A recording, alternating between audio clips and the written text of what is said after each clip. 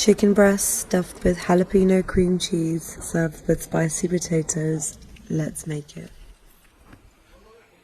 Start by sautéing onions in olive oil. Add spinach, your seasonings, and chopped garlic. Once the mixture cools down, mix it with cream cheese, mozzarella, parmesan, and chopped jalapeños. You want to butterfly your chicken breasts, so slice them down the middle, but don't cut all the way through. You want to season them on both sides and stuff each with the cream cheese mixture. How much cream cheese it uses depends on the size of the breast, so just use your judgment. Then use toothpicks to secure it and transfer them to an oven-proof dish. For the potatoes, you want to boil baby potatoes for 10 minutes, then add olive oil, lemon juice, and spices. Mix it around and add them to the chicken. Bake in the oven for 30 minutes and that's it. So easy and so delicious.